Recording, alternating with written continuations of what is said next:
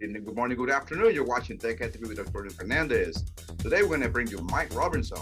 Michael is a great entrepreneur. He is also an executive vice president for Macys Digital and also a board member for a great company called Vista. Vista is an outdoor recreation company traded with a ticker symbol VSTO. $2 billion. Watch next.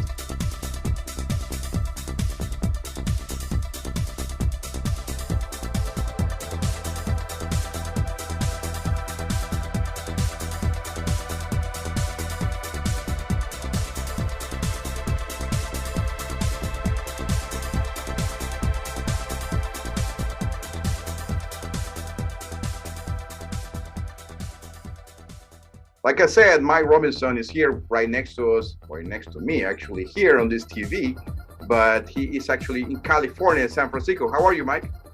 Doing well, thank you. Great, great. So one of the things that our founding team is very interested in learning from you is your background as an entrepreneur. Number one, we're in a technology incubator. So obviously, TECHEDTV is something that we look for founders. So I think you were a founding member for 8Notch. Tell us a little bit about your role at the startups and how it impacted the entire situation in your life. Sure. Yeah. No, I didn't set out to be a founding member of a startup. I've always been on the other side of the conversation, assessing, purchasing from, investing in, or advising startups. And then a good friend of mine tapped me on the shoulder and said, "I've got an idea for a company and I don't know what I'm doing. And I'd love to have you along on the journey with me." That was about 2.5 years ago. And since then, we've been really focused on bringing this capability in the logistics tech space to life. And in a startup, you got to do a little bit of everything, right? Whether it's overall strategy, product management, marketing positioning, fundraising, sweeping the floors, right? And we did this, and we started this, just outside the beginning of the pandemic. So we've been doing it all remotely, right? So he lives across the bay. We've got a small team that is around the bay, and in the last 2 years, we've never been in the same room at the same time. So you've been like completely interacting remotely. You're being enhancing the use of like these digital media, like we're using right now, Zoom, to establish this interview. So in that regard, you want to segue into like like you say, you have an experience from the corporate, and you have a very good position at Macys as an executive vice president of digital. And I know that's e-commerce, Amazon. So what was your experience there, and how can you share with your entrepreneurs in the e-commerce side? What are the benefits and advantages that they may have over Amazon, for example? So specific to Macy's, my time there was really trying to figure out that question, right? How to compete with the Amazons of the world. And there was a reality after a while that you just can't outspend Amazon, right? You just can't spend at the level that you've got to figure out a way of being a little craftier and potentially bringing together the right combination of capabilities to allow you to compete in some of the same ways, but also compete in different ways. And that was really the push that when I led the digital team, it was about how can we bring capabilities that people aren't aware of. Being based in San Francisco allowed us access to hundreds of startups, right? I mean, we had lots of startups that were knocking on our door and saying, "I've got a great idea and it could be helpful." As long as we were focusing on changing and improving and expanding the customer journey, that this was something that we spent a great deal of time trying to figure out either on our own or through the help of a third party, especially in the startup space. In addition, a company like Macy's, you don't think of them as an innovative company, but they have a long, long history of innovation. I mean, they were the first company to create the tea bag, to create the baked potato, to frankly to do same day delivery. And it was, even though it was a cart and buggy, it was something that they did for their customers because they kept their customers at the center of the conversation. We had an innovation program while I was at Macy's where we tried to unlock innovation across the entire customer employee set, because they're all customers as well. And when you listen to your customers, whether they're employees or whether they're outside, they're going to give you the ideas to figure out how to move forward. Wow, wow. So you use your guinea pigs as your own employees first to learn more about their habits and how to like use that. Plus the interaction in the valley, I think is is a great experience that is unequal to what we see here in South Florida, for example. And that segue to the next question, which is basically like you serve corporate America, you serve as a founding member of a startup, and you are actually a board director of a publicly traded company called Vista Outdoor. Is that right? That is correct. Tell us, how do you become a member of this board of directors organization, and how do you see this market taking over the space in the next few years? Sure. Yeah, my journey to being a board member was somewhat thoughtful and somewhat opportunistic. I knew that when I left Macys and I was starting the second phase of my career, I was doing startup advisories, and recognized that there was a change in what it meant to be an operator versus an advisor. Right. I couldn't make the decisions for them, but I could help to influence based on advice, and also being a sounding board. I said, well, is there a reason why I can't do that at a much larger company, especially in the publicly traded space, which has all kinds of other hair associated with it anytime that you become a board member for that. But I started that journey. I went to some classes. I started to work with my network. I was able to connect with a couple of recruiters, and this opportunity at Vista came up, which also fit what I wanted to do.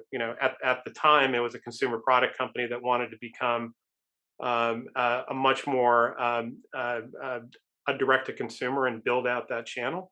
And it also had a whole host of brands, a portfolio of brands that I connected with. Right, I've always been attracted to iconic branded companies, and when you have the Camelbacks of the world and the Bell Giro helmets and the Camp Chef cooking products, that there's an opportunity to, and Bushnell, because I'm a golfer as well, right, that there's a chance to work with stuff that you love, but also advise it from a different direction.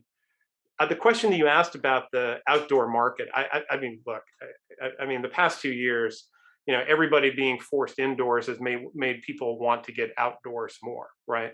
And so that we've seen, that the entire industry has seen an uplift in both the discovery of what it means to be outside and what I need to be able to enjoy that, but also the rediscovery for many people that were doing it, right? And we've seen, and it's true across every category, whether it's a category that Vista supports or it's a category that others support. People want to be outside. Now it's about perpetuating that, right? Have we built new habits? Have people built new habits as the world continues to open up? And now all the other forms of entertainment are available.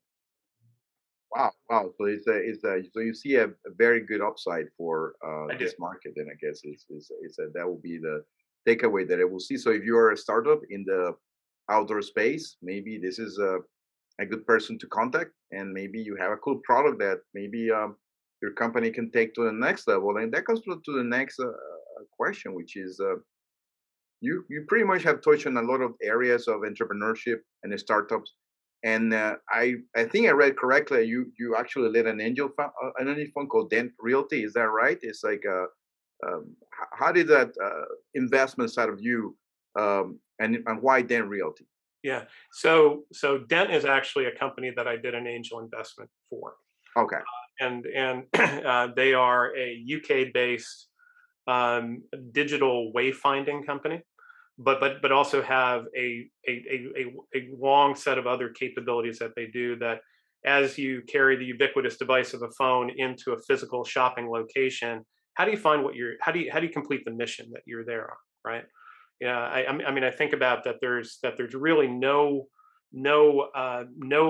journey that when you enter into the physical world that doesn't need some level of assistance, right? Whether it's traveling, whether it's in a retail experience, whether it's in a hospital, right? I just happened to be in a hospital the other day in a building I'd never been in, and just trying to find your way through it can be a daunting experience. There are ways that, but all the information is available. Is how do you unlock it? Dent does a great job of finding ways of unlocking the information as you go through one of these journeys, and they've really focused initially in the supermarket space, and have a couple of very strong pilots going on right now with some UK companies. Uh, but I did it because I'm a customer experience guy, right? I like to improve the customer experience. That was always my premise when I was in retail of how do you expand and increase and improve the customer experience, and in some ways take friction out of it, right? How do you make it easier for people? We all run into friction every day.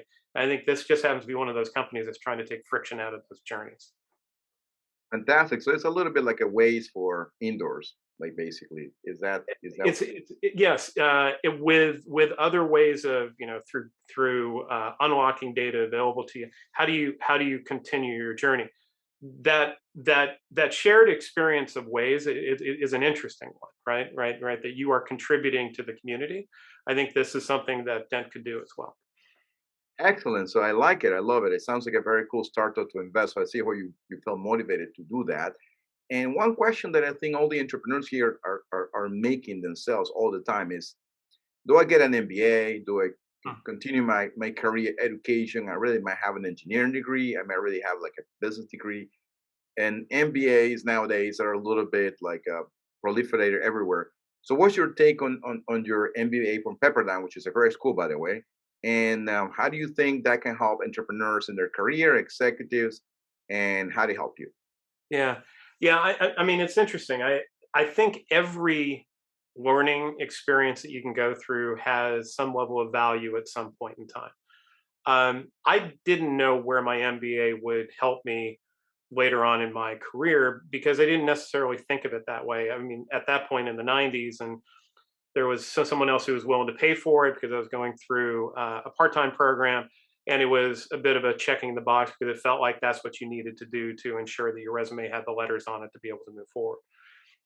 I think back now on the experience, and that this is something that, especially in the world that we live in, that there were some really interesting experiences shared with other students and people that I met along the way, especially in the inclusive conversation. That there were a couple of African American students that we had some really, really impactful conversations about what it meant to be a minority in the United States. And they didn't use the term at that point, but it's become the microaggressions, term of the day, which educated me in terms of how I need to think about that, how I need to think about approaching people, how I need to think about interacting with people, how I need to think about building relationships with people, because I had a whole series of biases that I wasn't even aware of until this conversation, and they've really just been re-triggered in my mind over the last couple of years as we've as a nation and as a community tried to dive into it again. So I think it's a great way to learn how to interact with people. I think it is a great way to learn something academically that will help you. And if you're a lifelong learner, it doesn't hurt you. I'm not sure it's the key to success, but I think it's also what you invest in it in order to be able to get something out of it. Great, fantastic news. So I think that I agree with you, especially today we're wearing the a nice, we'll say, inclusive T-shirt to help all our friends in different colors. And I don't think there is a color nation. I think everybody has the color inside, and everybody has to be seen the Mm. same. So I totally agree with that perspective from Mike's.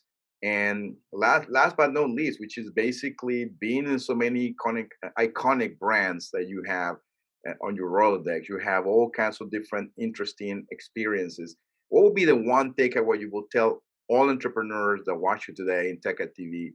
That's the key to success. Stay curious, right? I mean, if you think you know everything, you don't, right? And if you're willing to listen and ask questions and at least appreciate someone else's perspective, you're bound to learn something that's going to unlock it for you. But if you forego to curiosity and assume that you know everything, you're probably not going to get as far as you could if you ask that additional question. Well, that comes to an end. Unfortunately, that's all the time we got from Mike. He's a pretty busy guy, as you can tell, and really, really thank him for joining us and helping us and giving us really good advice, especially the last one, which is we all take very seriously, and we will learn from him and all his success. And he's one of those iconic persons that I think has basically explored all the areas and is quite interesting and very very admired. We congratulate your journey. I think is it's great to meet you, Mike, and thanks for joining us on Tech TV. So thanks. Bye bye, Mike. Thank you. Bye bye.